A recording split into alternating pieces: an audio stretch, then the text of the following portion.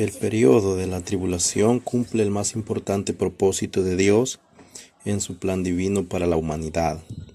Después del rapto de los creyentes, los que no se han decidido por Jesucristo tendrán una última oportunidad. La última oportunidad de hacerlo en ese tiempo invocando el nombre de Jesucristo antes de los tiempos del fin, y así desprenderse de la falsa esperanza que el mundo les brinda. La revelación que Jesucristo hace sobre este lapso de tiempo, que son 7 años, como ya lo he explicado en otras oportunidades, es uno de los más detallados en la palabra de Dios, y nos enseña la palabra que abarca desde el capítulo 6 del libro de Apocalipsis y finaliza en el capítulo 19 de ese mismo libro. También se nos da, ese lapso de tiempo nos enseña los detalles, lo que acontecerá en este mundo y también concerniente a la nación de Israel. Este periodo de 7 años se ubica entre el arrebatamiento de la iglesia de Dios y la segunda venida de Jesucristo aquí a la tierra. El periodo de la tribulación comienza con la apertura del primer sello del libro que fue entregado en las manos del Cordero. Con la apertura de ese sello da el inicio de lo que es la tribulación o el periodo de los 7 años, o también conocido como la semana 70 de Daniel, el cual contiene el detalle de los acontecimientos que están por venir, que afectarán a la humanidad que se ha quedado en la tierra después del arrebatamiento de la iglesia. Ese tiempo también se caracteriza por los horrores, los abusos, la hambruna, la muerte, las epidemias, la confusión y las persecuciones. Será el tiempo más oscuro que jamás haya acontecido en este planeta. La tribulación proféticamente ha sido anunciada en la Biblia desde tiempos antiguos con el propósito de advertir y mostrar a la raza humana el camino correcto a seguir. Veamos cómo el Señor ha venido anunciando este breve periodo de 7 años, conocido como los juicios y la época de angustia por la cual pasará el mundo al final de los tiempos.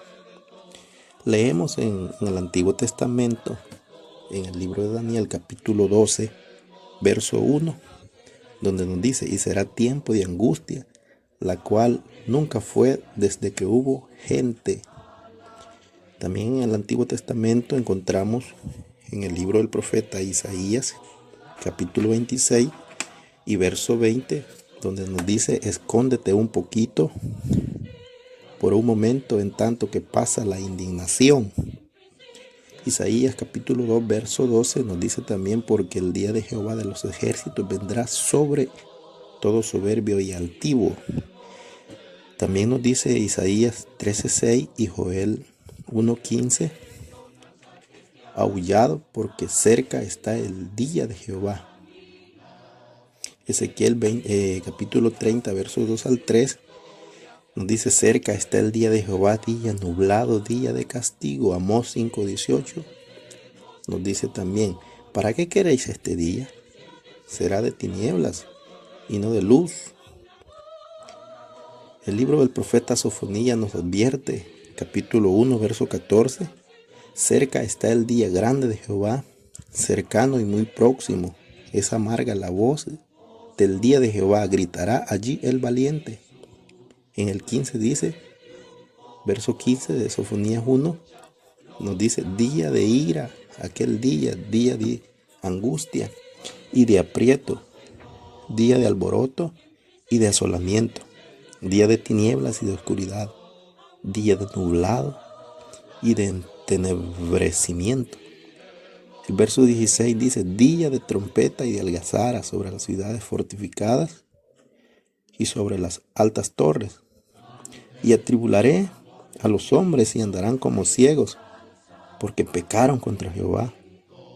Y la sangre de ellos será derramada como polvo y su carne como estiércol. Verso 18: Ni su plata ni su oro podrá librarlos en el día de la ira de Jehová, pues toda la tierra será consumida con el fuego de su celo, porque ciertamente destrucción apresurada hará de todos los habitantes de la tierra. Jeremías 37 dice tiempo de angustia para Jacob. Esos son los versículos que nos enseñan de lo que viene para este mundo muy pronto. Solo falta que la iglesia sea arrebatada.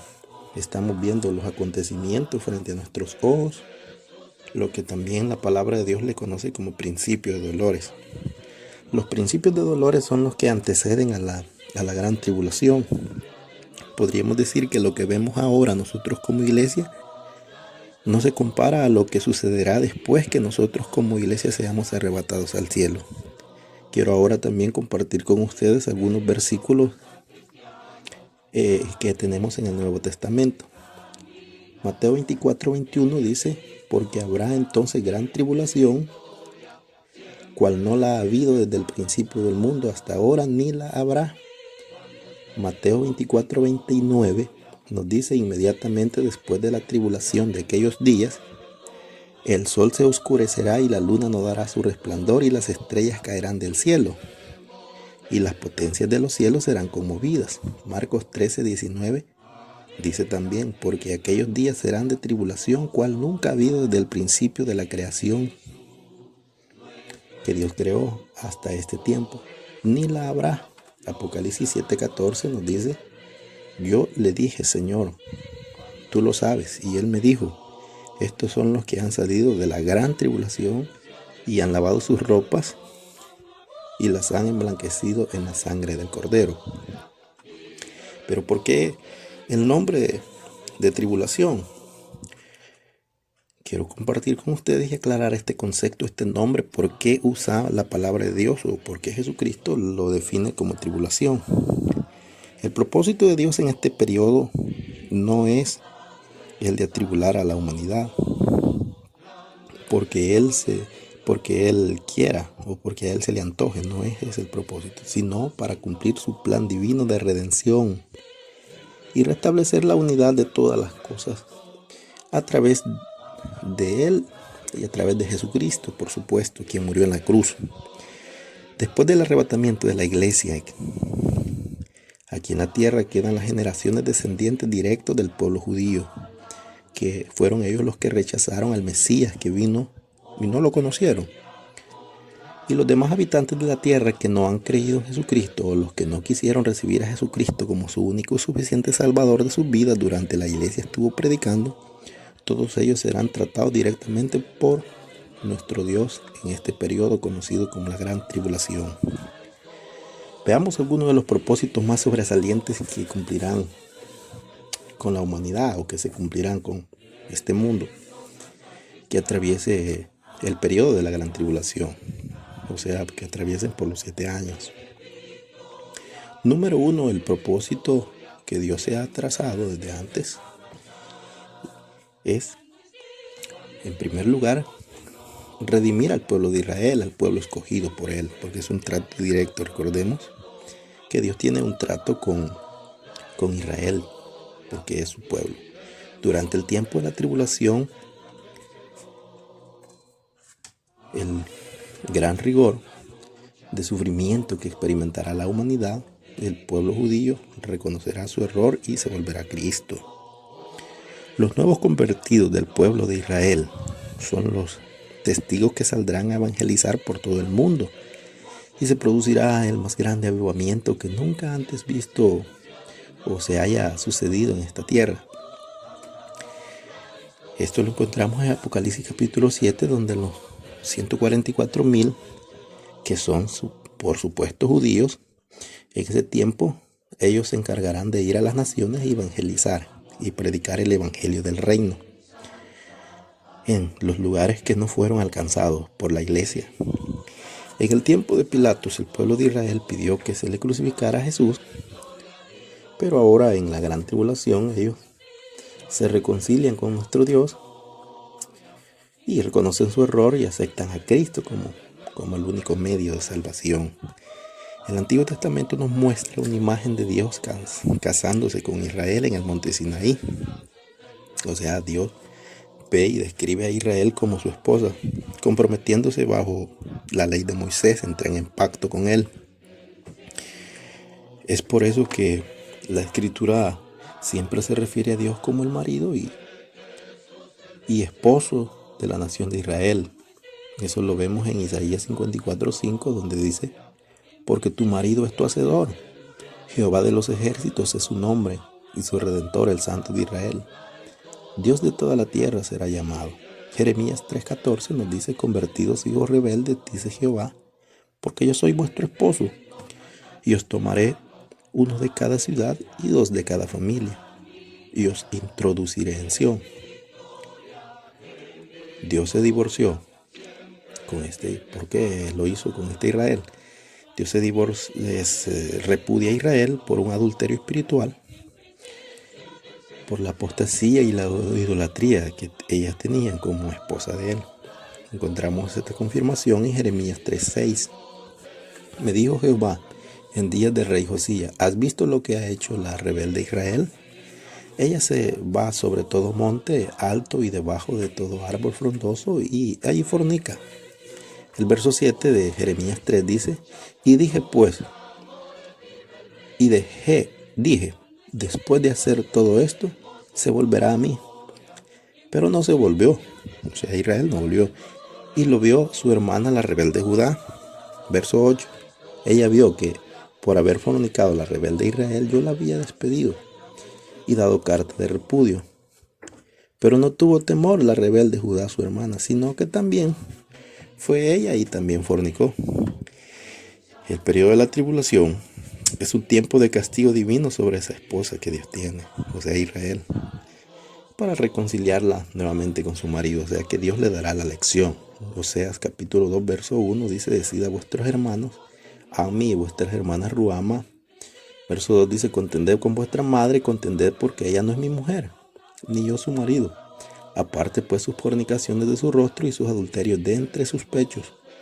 No sea que yo la despoje y la desnude y la ponga como el día que nació, la haga como un desierto, la deje como tierra seca y la mate de sed. Ni tendré misericordia de sus hijos porque son hijos de prostitución. Verso 5.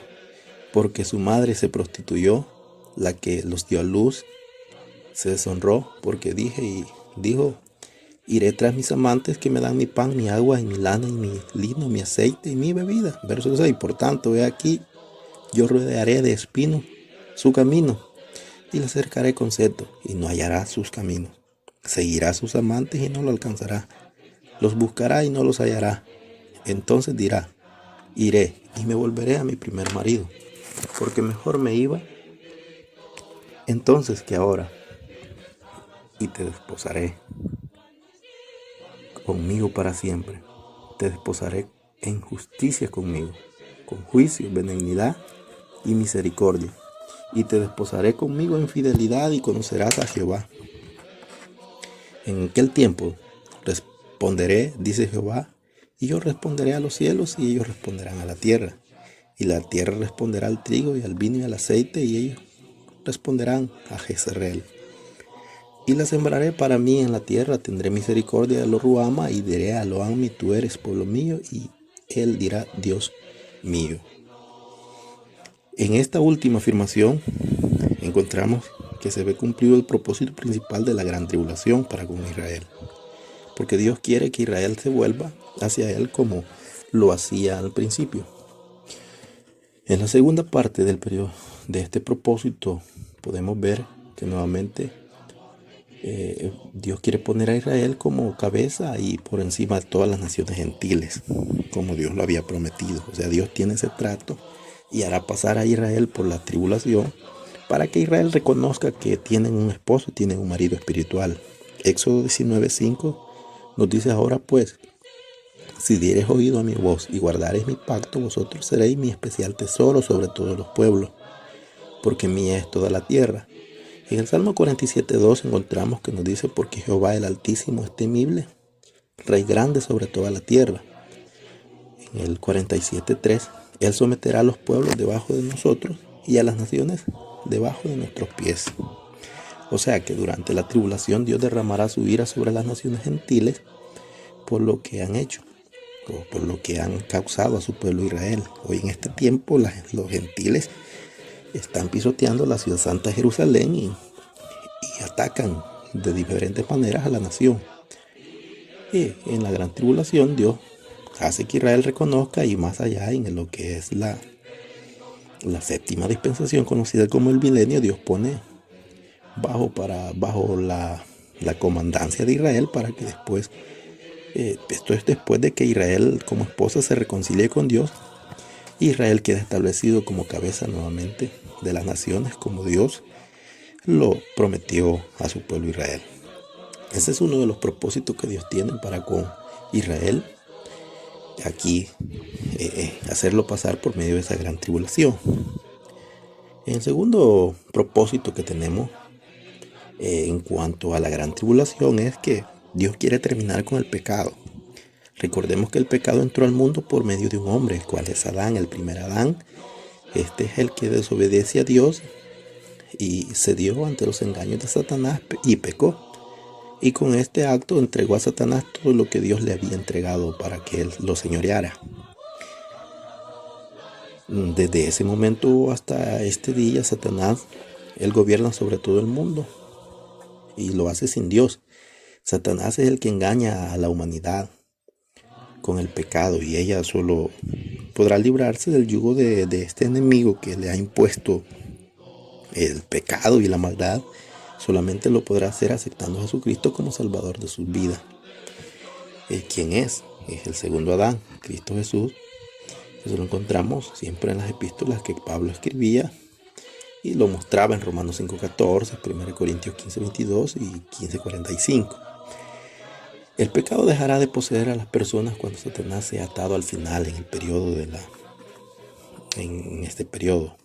O sea, al final de la gran tribulación, Dios sujetará a Satanás, en que lo encontramos en Apocalipsis 21, donde nos relata que Dios viene y establece un reino sin la intervención de Satanás, porque Satanás será encarcelado por 1000 años. Ese tema lo estudiaremos en alguna otra ocasión. Que Dios te bendiga y siga adelante. Y te pido que podamos compartir este mensaje. Número 3. Dios tiene otro propósito en cuanto a la tribulación, es que Dios quiere establecer su reino aquí en la tierra para poder conformar su reino de 1000 años, que se iniciará enseguida de que se culmine el periodo de los 7 años de la tribulación. Dios, a través de este periodo, purificará la tierra en lo que es la gran tribulación. Recuérdese que aquí en la tierra habrá terremotos, habrá muchos juicios que vengan de parte de Dios, y limpiará la humanidad de toda aspereza de pecado, para que ella, pura y resplandeciente, esté preparada para que pueda Cristo venir a este mundo y poner sus pies benditos en el monte de los olivos, como lo dice el profeta Zacarías, y pueda también reinar sobre este planeta como rey, y también sobre la capital de Jerusalén o Israel.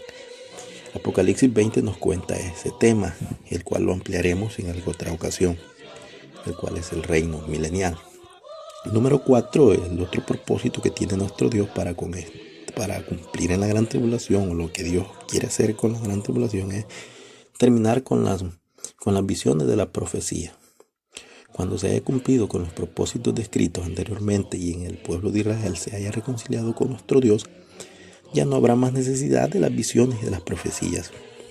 Entonces quedará sellado definitivamente este capítulo. O sea, las visiones y las profecías terminarán en ese periodo, porque ahí se cumple todo lo que es hablando de visiones y de profecías escatológicas en ese sentido respecto a Cristo, porque ya Cristo prácticamente se manifestará en esta tierra personalmente, y ya no habrá necesidad de una profecía o una visión, porque las visiones y la profecía nos hacen conocer en parte, pero como en ese tiempo ya se conocerá todo, porque Cristo estará como rey sobre lo que es en el tiempo del reino milenial, y también veremos cumplido las profecías escatológicas en el tiempo de la gran tribulación. También tiene uno de los grandes propósitos, número 5, es consagrar el lugar santísimo. Durante el milenio Cristo reinará en el lugar santísimo, donde los habitantes de todo el mundo encontrarán por fin la respuesta a sus oraciones de paz y tranquilidad que conducirá a una era de justicia anhelada para todos. En Mateo 24:3 el Señor hace una advertencia. En 24:3 al 28 el Señor hace una advertencia sobre las señales que precederán a los tiempos del fin, refiriéndose a la tribulación y a la interpretación de lo revelado por Dios al profeta Daniel en la profecía de las 70 semanas. Lo encontramos en Daniel capítulo 9, verso 27. Y nosotros podríamos decir que esos son grandes propósitos que Dios tiene que cumplir en el tiempo de la gran tribulación. Quiero invitarte siempre a que estés en sintonía con nuestras enseñanzas y puedas compartir esta palabra a muchas personas que están siempre en sus casas y que tienen tiempo para poder escucharnos. Continuaremos.